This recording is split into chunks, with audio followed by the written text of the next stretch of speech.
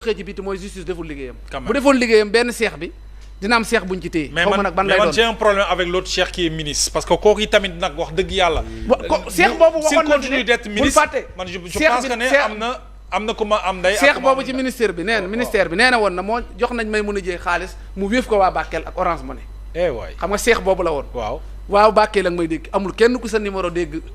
non y a trop de scandale dans ce pays là. yow 8 milliards yooyu moom ci mbiru Cheikh Dieng yow. noo ko jàngal Bachir Cheikh Dieng am na ndam.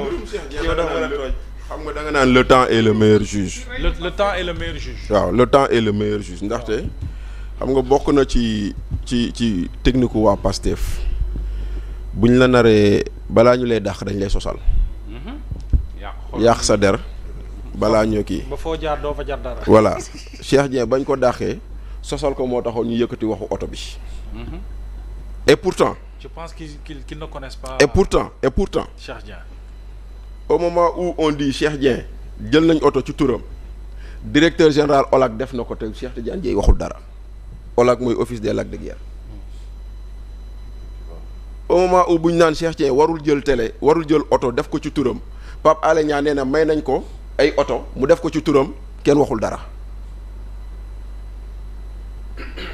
xam nga rek c'est comme boo gisee seen waa ji ba muy jooy barki dem ñu naan non il est émotionnel moo tax mu jooy pourtant Pape Djibril Fall jooy na fi ñu ne ko yambar nga. dëgg la oui super. Pape Djibril Fall jooy na fi ñu ne ko yambar nga. waaw pourquoi neewuñu ko pas il est émotionnel maintenant seen waa ji ba mu jooyee ñu ne non c'est parce que dafa amee émotion ñi et cetera xam nga c'est-à-dire que. li koy xaar doo nga tax Mbédoune bàyyi ma. waaw kii salfaañi sunu réew mii nga naan bàyyil jàmm waaye yow xam nga nag encore une fois dañ doon jéem a tuumal Cheikh Dieng sosal ko yàq deram wax ko mu dem jusqu'au bout nag te nag moom itamit wéet ci xeex moom itamit nag wéetoon na ci xeex bi ba am ci mais tey jii nii le temps est le meilleur juge bien sûr ndaxte la mu leen waxoon moo am te la mu leen waxoon fu wóor la ko teg ñu nag Omar toog nañ fii ñuy wax mafia bi xew ci ONAS diggante ñaari entreprise te loolu ay documents internes ONAS ñoo ko wax. Il y a des rapports internes de l'ONAS qui ont dit que loolu amul. Il y a des rapports qui ont dit que ñii waratuñu leen jox marché parce que bu ñu nee curer nañ bu ñu leen joxee spécification technique pour curer par exemple 1 mètre ñu curer 50 centimètres encaisser 1 mètre.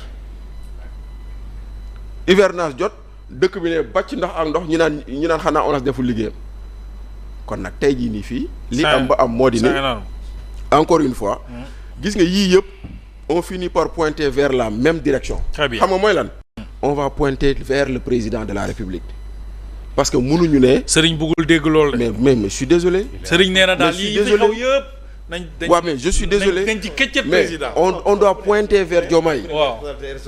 mais wuy ma Serigne vous êtes directeur général. waaw oui. vous êtes directeur la ma général koy def sama responsabilité la. mais bàyyil ma ñëw. waaw maa ngi ñëw laissez-moi finir. du yegg sax ne. laissez-moi président mënu si yemal sa Sénégal Serigne yëpp. laissez-moi ku ne finir. allez-y Fofana. vous êtes directeur général nommé par décret bu fekkee yaa ngi def ay njuuj njaaj ca fa ngay liggéeyee te sa ministre xam ko def rapport bu la président dàqul moom oui cautionne waa su defee rapport. loolu la mais fii rapport dafa am man lu may wax loolu la c'est-à-dire que ici on pointe la responsabilité du président de la République parce que li fa xew xam na ko li ngeen sottee bari il na. est censé le savoir. waaw mais li nga xaw xam na ko parce que au final quand on sait Cheikh Dieng c'est-à-dire Cheikh Dieng c'est le DG le plus éphémère de ce gouvernement de ce pouvoir il a été nommé en avril en juin ñu tëbal ko xaw ma en juillet 2 mois lu tax parce que moom kii ñëw pour ñu tëbal ko moo ko wax moom mu tëbal ko ok mais tey ji boo demee ba gis ni lu la Cheikh Dieng waxoon dëgg la léegi ki la ñëwoon nee la monsieur Ndiaye baaxul dàqal ma ko ñu dàq monsieur Ndiaye te que nga dem ba ci biir nga tu te rends compte que le monsieur Ndiaye doon def moo baax que la waxoon loolu dal doon fen kooku yow doo ko dàq. très bien boo ko daaxul c'est-à-dire boo ko daaxul mooy tu cautionnes ce que tu fais. ce qu'il a fait moo tax mani la lii xew au fond et à la fin des fins at the end of the end comme disent les anglais. dañ naan président Diomaye yow waaw am na ci part de responsabilité. voilà parce que moo fi mënoo fee nekk. très bien mënoo fee nekk coowal Azer doo ci wax. mënoo fee nekk yeneen coow di fi am doo ci wax. très bien alors Omar yóbbaaleel 100 s'il vous plaît di nga ñëw Omar yóbbaaleel 111 licences de pêche yi nga xam ne waa Gëm sa bopp ñoom it wax nañ ci 111 licences de pêche yi ñu octroyé wala yi mu octroyé moom l'ancienne ministre de la pêche madame Fatou Diouf moom xanaa ba ñu ko dàqee ba muy gérer affaire courante yi ci la joxe 111 licenciés alors ñoom nag lu ñuy ñaawlu bokk na ci régularité ay surtout conformité intérêt supérieur de la nation par rapport ak yooyu léegi boobu nag beneen scandale la te waa gëm sa bopp lay jàmbaar Moussa dina ci ñëw léegi ci nu mu gën a yaatu yu signalé waaw xam nga affaire Cheikh. waaw la meilleure manière pour le président. mooy il doit réparer une injustice. et le cas Cheikh. un homme sérieux honnête li am da ko waxoon ñu tuumaal ko créer ko dàq ko loolu moo am. la méthode de Pastef. et en ce moment il y avait une société qui s'appelle Delgas. moom la joxoon Touba. waaw parce que situation dafa am xamuñu ni ñuy def il fallait ñu jël les devants Delgas boobu nekkoon Touba après moom la ñu jël sànni ko sa mbedd mi comme ni ñuy def Sénégal bi rek nañ ko def. de fële au niveau de l'ONAS xam nañu ñaari sociétés yi porte plainte Cheikh Dieng ñoom rek fa am ay marché la ñu am si foofu kenn am ko fa mu am benn cercle bu grave bu fa nekkoon cercle boobu la démantelé indi les travailleurs jox leen ñu liggéey boo waree Dakar yëpp Delgas ngay gis Delgas ñoo fi liggéey ak seen i oto di déboucher kii canalisation yi ñoom ñoo ko fi def mais les sociétés entreprises sérieuses mais il faut les prendre c'est ce qu'il avait fait. tey ñu indi ko problème bi ak problème collecteur bii fan an collecteur bi temps bi mayu ñu ko may dina si ñëw. incha allah moo waral point E fees ndox. waaw mi ngi nii. point E ndoxu douce rek a fa am actuellement. dëkk bu neex am na lu salte waay. pour vous dire donc ay Médina ak yooyu. oui temps yi moo ñu ko may maintenant problème ministre bi. ak Grand Dakar. man premier ministre bi xam dama ci am problème. waaw premier ministre waaw. malheureusement temps bi duñu ko may. temps bi duñu ko may waaw dinañ ci ñëw. mais buñ ñu mayoon. waaw kon vidéo am la ñuy teg. waaw. ngeen xam ni kii kenn xamul lu muy wax. kan. ministre de la pêche. bu sortant. yor naa vidéo. waaw déet moo dem assemblée ñu ne ko làkkal wolof. Fatou Diouf moom bu fàttali. moom la woon. le 22 mai bii passé. moom moo nekk di làkk français ba di yee Senghor ñu ne ko làkkal wolof. le 22 mai bii passé. et ça c'est tout. le 22 mai. le 22 mai bii passé. waaw. génn mai bi question mooy question au kii question au gouvernement. lii la wax. Mesdames, Messieurs les ministres, chers collègues, Mesdames, Messieurs les parlementaires, maa ngi remercier honorable Maguette Sène ci occasion bi ma may nii pour mën a joxe explication par rapport à la délivrance des licences. Mais d'abord, avant tout, je tiens à apporter des précisions. Honorable, c'est 4 licences au lieu de 5 licences. 4 licences au lieu de 5. Ensuite, yaboy bi ngay wax, les sardinelles ne sont pas concernées. Parce que les sardinelles ay petits pélagiques lañ. Alors que licences yi ñu joxe c'est des licences de pêche démersale côtière, c'est-à-dire jën yi nga xam ne ci fond bi la ñuy dund. Maintenant question bi mooy est-ce que ministre de la pêche am na sañ-sañu joxe licence bu amee sañ-sañu joxe licence est-ce que joxe na ko ci conditions yi nga xam ne loi ak règlement noonu la ko permettre. Quatrième chose aussi mooy est-ce que teg nañ ko ci xam-xam. Cinquième bi mooy est-ce que pour njëriñu askan wi la est-ce que pour njëriñu Sénégal la.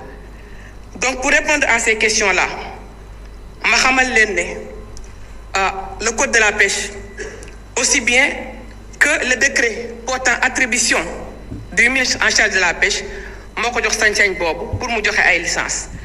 Ma misaal rek ci samay prédécesseur am na ci koo xam ne ci juróomi at joxe na juróom fukki licence ak benn. am na koo xam ne ci juróom benn weer joxe na ci juróom-ñetti weer joxe na ci juróom benn licence. mu am koo xam ne ci ñetti at joxe na 36 licences.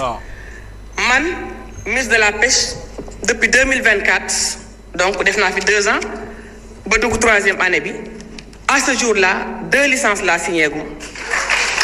waaw léegi kon kon waa gëm sa bopp 111 licences. xanaa li moo tax waa gëm sa bopp moom xanaa moo tax ñu jom. waa léegi 111 licences yi kon fu mu jugee. waaw mais xam nga lii moom moo ko wax. waaw assemblée te yàggul. waaw mu léegi moom bi muy def passation lan la wax lu mu wax sur l'histoire des 111 kii licence de pêche. loolu moo tax premier ministre. waxal na sax deux. waaw moom la tax premier ministre oote waat réunion. waaye léegi moom lii c'est le 22 mai. waaw Omar wax nga léegi lu am solo je rappelle que le premier ministre d'aujourd'hui woote na réunion d'urgence par rapport ak lii. par rapport à au niveau de la primature. waaw maintenant bul fàtte lii c'est le 22 mai 111 licences waaw. mooy question orale. bi dàq Ousmane Sonko à 20h. waaw boobu le vendredi. dëgg la. waaw mooy mu ngi ne.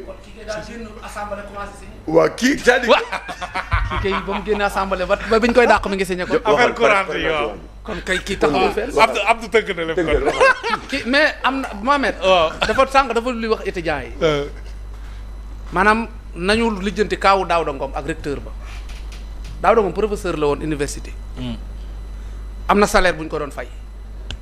nanu xool recteur ba nu mu def ak moom. loolu nag liggéey journaliste la. investigation. nañu investiguer diggante recteur u université. ak Daouda Ngom nu mu demee. fu salaire ba toll. jeex na.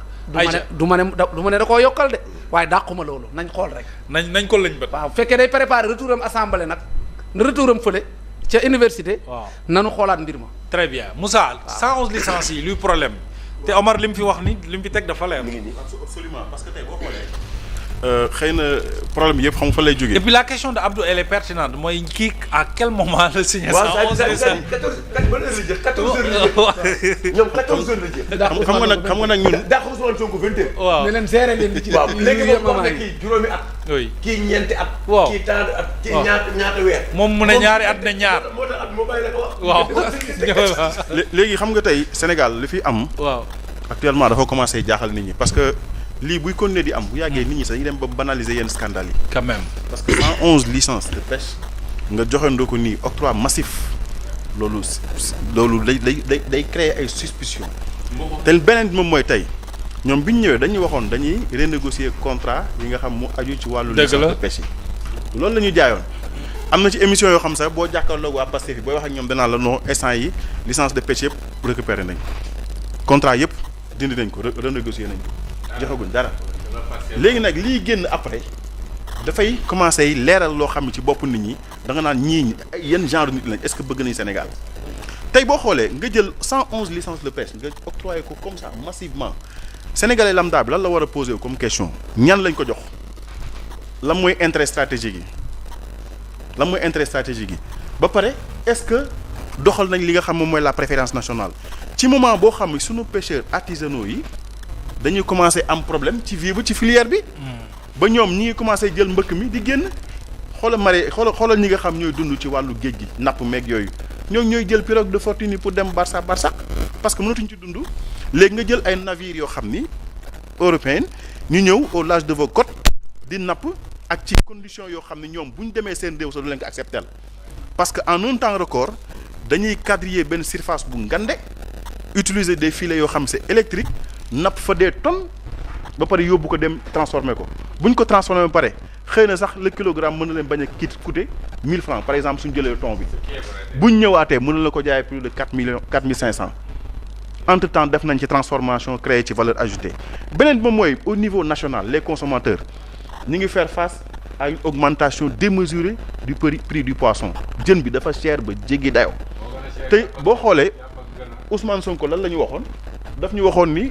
bu ngeen ñu fale bu ñu ñëwee daañu renégocier contrat yi ba nga xam ni jën di ngeen ko napp sax di wër ku ngeen ko jaay du ngeen ko gis léegi ñun sax dañuy wër jënd pour jënd ko mun ñu ko gis tey da ngay gis ñoo xam ne ci biir banlieue bi gis naa ñoo xam ne dañuy jënd genn wàllu jën dagg 300 wala 400 genn wàllu jën dagg xaaj maanaam li féete genn gi wala li féete bopp bi 300 francs 400 francs maanaam yabooy laa lay wax waxuma la ay jën yu kii ni yabooy mosuma gis ñu koy dagg di ko jaay par détail mais ci régime u Diomaye ak Sonko ci laa gis ñi jël yabooy di ko jaay xaaj loolu nag bu ndee ba àgg foofu ngay jël ay licence de pêche di ko joxe comme ça vrai dafa war a susciter curieusement ay interrogations beneen moom mooy aussi lan mooy intérêt supérieur de la nation par rapport ak actes yi nga xam moom la ñu posé ñun dañu wax ni publier liste bénéficiaires yi ça ne suffit